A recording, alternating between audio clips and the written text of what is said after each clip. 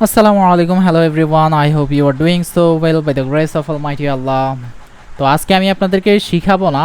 তো মোটামুটি 7 ঘন্টা হয়ে গেছে আমার গ্রুপে মেম্বার 170, বাট এখানে বোর্ড পড়ছে আমি সহ 13টা। আমি দিছি এর জন্য, কারণ রেজাল্টটা দেখার জন্য।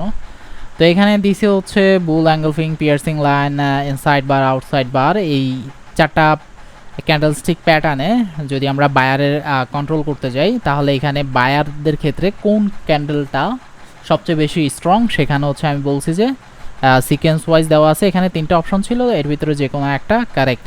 তা আমি যেখানে বোর্ড দিছি সেটাই হচ্ছে কারেক্ট। এখানে হচ্ছে 61% বোর্ড দিছে ওয়ানে।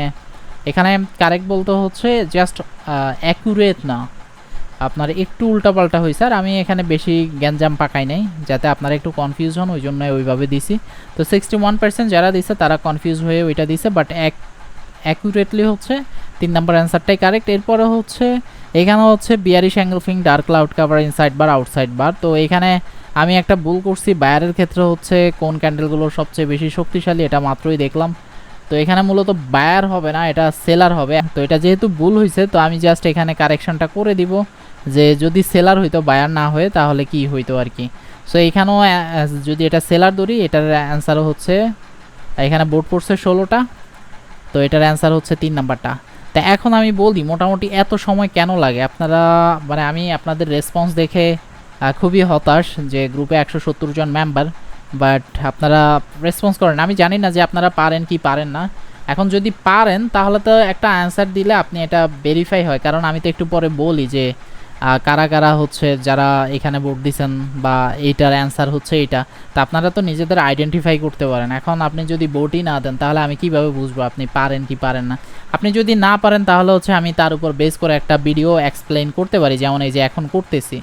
তো এই ভিডিও করার ক্ষেত্রে আপনারা তো হেল্প করবেন আমাকে, রাইট? আপনি যদি না জানেন, না পারেন, না বুঝেন, আমাকে তো অ্যাটলিস্ট আমি যে কুইজগুলো দিই এগুলো তো অ্যানোনিমাস, মানে কে ভোট দিছে দেখা যায় না। এই যে দেখেন আমার অ্যাডমিন প্যানেল থেকে আমি কি দেখতে পারতেছি কে ভোট দিছে? দেখা যায় না। সো এটা নিয়ে অরিড হবেন না। আপনাদেরকে বলি অ্যানোনিমাস পুল যদি থাকে তাহলে সেখানে অবশ্যই ভোট দিবেন এবং নিজের স্ট্রেংথ যাচাই করবেন আর কি। So let's get started. তো এখানে হচ্ছে আমাদের বুলিশ অ্যাঙ্গেলফিং প্যাটার্ন। তো এখানে আমরা দেখব সিকোয়েন্সগুলো এখানে লেখা আছে, আর আর কোথায় লেখা আছে? ওকে, বুলিশ অ্যাঙ্গেলফিং, আচ্ছা এখানে আমরা দেখি। সো দেখার আগে জাস্ট একটু ওকে ওকে সো এখন বুলিশ অ্যাঙ্গেলফিং এখানে এটা হচ্ছে buyer market, right? Buyer candle, দুইটা ক্যান্ডেলের প্যাটার্ন আর কি। তো আমরা এখানে হচ্ছে বুলিশ অ্যাঙ্গেলফিং। তো আমরা যদি এটাকে 100% ধরি, এই রেড ক্যান্ডেলটাকে যদি 100% ধরি, যেহেতু এটা আগে ফরমেশন হয়েছে, সে এটাকে যদি আমরা 100% ধরি তাহলে 100%-এর তুলনায় এই ক্যান্ডেলটা কত পার্সেন্ট বড় হয়েছে বলুন তো? এটা হচ্ছে এই পুরোটা হচ্ছে 50, রাইট? এখানে হচ্ছে 50। সো মোর দ্যান ধরেন যে এখানে 100-এর তুলনায় এটা বড় হয়েছে এক্স্যাক্টলি আপনার কত? গ্রেটার দ্যান, এটা বড় হয়েছে 130% ধরেন, ঠিক আছে? 130% এটা কি লং হয়েছে, মানে এই ক্যান্ডেলটা, গ্রিন ক্যান্ডেলটা 130% বড়, এটাকে পুরোটা কাভার করে ফেলছে, এই জন্য এটা বুলিশ অ্যাঙ্গেলফিং। সো এখন পিয়ার্সিং লাইনে আসি। পিয়ার্সিং লাইনে এটা হচ্ছে কত? 100%-এর একটা ক্যান্ডেল, রাইট? সো এটা যদি একটা 100%-এর ক্যান্ডেল হয় রেড ক্যান্ডেলটা, তাহলে পরবর্তী যে গ্রিন ক্যান্ডেলটা এটা কতটুকু কাভার করছে? এটা 50%, এটা 50%, দ্যাট মিন আমরা ধরতে পারি 75%, রাইট? 75% কাভার করছে। এরপরে হচ্ছে ইনসাইড বার। তো ইনসাইড বারে কি হয়েছে বলুন তো? ইনসাইড বার এই রেড ক্যান্ডেলটা যদি 100% হয়, রেড ক্যান্ডেলটা 100% হয়, ওকে, রেড ক্যান্ডেলটা 100%, এটা 50% অ্যান্ড এটা 50%, তাহলে এটা কতটুকু কাভার করছে বলুন তো এই আপনার গ্রিন ক্যান্ডেলটা? সো আমরা এখানে ধরতে পারি 30, এটা হচ্ছে 100-এর রেড ছিল, সো এটাকে আমরা ধরতে পারি 30% কভার করছে। এখন এই রেড ক্যান্ডেল যদি 100% হয় তাহলে আউটসাইড বারটা কত লং হয়েছে? 100%, 200%, এটা অ্যারাউন্ড ধরেন আমরা 100%। আর আমার এখানে প্যাটার্নটা একটু আঁকা হয়েছে, এটা আর একটু বড় হইতো। সো ধরে নিচ্ছি এটা 100% অ্যান্ড এটা মোর দেন 200% ধরে নিচ্ছি। যদিও সাধারণত আমার বোঝানোর জন্য আর একটু করার দরকার ছিল, যাই হোক যেটা দিসি হয়ে গেছে। এখন আপনি হিসাব করেন এখানে সবচেয়ে কোন ক্যান্ডেলটা বেশি স্ট্রং। আমি বলার আগে আপনি নিজে নিজে জাস্টিফাই করে ফেলেন। করছেন জাস্টিফাই? ওকে, এখানে আমরা দেখতে পাচ্ছি সবচেয়ে বড় মানে বেশি রেশিও হচ্ছে এটার, এরপরে এটার, এরপরে এটার, এরপরে এটার। এখন তাহলে আপনি বলতে পারেন তাহলে আউটসাইড বার সবচেয়ে বড়, তারপরে হচ্ছে বুলিশ অ্যাঙ্গেলফিং এর এটা পাওয়ার বেশি, এরপরে হচ্ছে পিয়ার্সিং লাইন, এরপরে হচ্ছে কি ইনসাইড বার। এটা হচ্ছে কার ক্ষেত্রে? বায়ারের ক্ষেত্রে। কিন্তু এখানে একটা কনফিউশন আছে, কনফিউশনটা হচ্ছে এইটা, এই যে বুলিশ অ্যাঙ্গেলফিং প্যাটার্নটা দেখেন কার এগেইনস্টে সে মানে যুদ্ধে জয় করছে আর কি। ধরেন সে মার্কেটে এন্ট্রি নিচ্ছে কার এগেইনস্টে। এখানে ধরেন এই যে কত বড় একটা ক্যান্ডেল, এটার কালারটা যদি আমি চেঞ্জ করে নিই, এই দেখেন কত বড় একটা ক্যান্ডেল, রাইট? এই ক্যান্ডেলকে সে হচ্ছে এত বড় একটা ক্যান্ডেলকে সে মানে এখানে মার্কেটে আসছে, আসার পরে হচ্ছে এই এই ক্যান্ডেলটাকে সে তারপরে এটাকে কি বলে, আমরা যদি যুদ্ধ করি বা যুদ্ধ না বলে যদি অন্য কিছু বলি, মানে কম্পিটিশনে সে এত বড় রেড ক্যান্ডেলকে হারাইয়া তারপরে সে হচ্ছে উইন হয়েছে, রাইট? আর যদি আমরা আউটসাইড বারের কথা চিন্তা করি, বাকি এই দুইটা ঠিক আছে, এই দুইটার কনসেপ্ট এই দুইটা ঠিক আছে, কিন্তু আউটসাইড বারের ক্ষেত্রে দেখি সে দেখেন কত ছোট একটা মানে জাস্ট সামান্য একটা পুচকা পোলার সাথে মার্কেটে নামছে কম্পিটিশনে, নাইমা সে বড় হয়ে গেছে, ঠিক আছে? তো এই জন্যই হচ্ছে আপনার এই ক্যান্ডেলটা মানে এই যে কম্পিটিশনটা হইলো, ধরেন রোনালদোর সাথে হচ্ছে একটা বাংলাদেশের জামাল ভুঁইয়া। সো এটা হচ্ছে বাংলাদেশের জামাল ভুঁইয়া। এখন জামাল ভুঁইয়ার সাথে যদি আপনি রোনালদোর সাথে কম্পিটিশন করতে বলেন তাহলে কি সম্ভব? মানে তাহলে কি এই লেভেলটা কি আপনি কম্পিটিশনটা কি অ্যাকসেপ্ট করবেন? স্বাভাবিকভাবেই মনে করেন যে এটা অ্যাকসেপ্ট করবেন না, তাহলে বলবেন যে এটা একতরফা হয়েছে, ঠিক আছে? কিন্তু আপনি যদি মনে করেন এই যে মেসি আর হচ্ছে রোনালদো, আমি রোনালদোকে বেশি দেখাইছি এটা মনে করেন না কেউ, এখানে ধরেন হচ্ছে আপনি মেসি রোনালদোকে আমি যদি ধরে নিই, তাহলে ধরেন মেসির সাথে রোনালদো কম্পিটিশন করলো, করার পরে হচ্ছে আপনার মেসি আগে এতটুকু পারফরমেন্স দিছে, রোনালদো তার থেকে একটু বেশি পারফরমেন্স দেওয়ার ট্রাই করছে, তাহলে এই কম্পিটিশনটাকে আপনি কি করবেন? ভ্যালিড মনে করবেন, রাইট? তো যেহেতু আপনি ভ্যালিড মনে করবেন, তার মানে এটা মার্কেটে বেশি স্ট্রং। আপনার এই আউটসাইড বারের রেজাল্ট থেকে বুলিশ অ্যাঙ্গেলফিংয়ের রেজাল্টটা অনেক বেশি স্ট্রং, এবং এই ক্যান্ডেলের পরে মার্কেট আপে যাওয়ার পসিবিলিটি অনেক বেশি, এবং এই ক্যান্ডেলের পরে মার্কেটের কম্পিটিশন মানে ওটা গ্রহণযোগ্যতা পাবে না যে এরপরের ক্যান্ডেল আপে যাইতেও পারে, নাও যাইতে পারে, একটা রিট্রেসমেন্টের জন্য আবার নিচেও যাইতে পারে, ঠিক আছে? সো এইখানে হচ্ছে তাহলে প্রথমে কি হবে?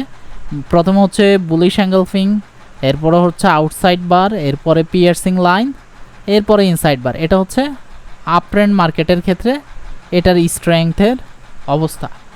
এখন আমরা যদি ব্যাকে আসি, এটা ক্লোজ করে দিলাম, আবার আশা করি আপনারা অ্যান্সার পাইছেন। এখন আমরা যদি ব্যাকে পরেরটাতে আসি, পরেরটা কোনটা? তো এখানে যারা হচ্ছে বায়ারের ক্ষেত্রে যারা হচ্ছে এখানে 1 নাম্বারটা অ্যান্সার করছেন, এটা 1 নাম্বার হবে না, এটা 3 নাম্বার অ্যান্সারটা কারেক্ট, ঠিক আছে? মিলিয়ে নেবেন। আর এরপরে হচ্ছে বিয়ারিশ মানে এটা হচ্ছে সেলিং মার্কেটে এখানে কারা বেশি পাওয়ারফুল। তো আগের মতোই এখানে জাস্ট আমরা গ্রিনটাকে হচ্ছে কি করব? 100% ধরে নিব, কারণ যেহেতু সে আগে ফরমেশন হয়েছে।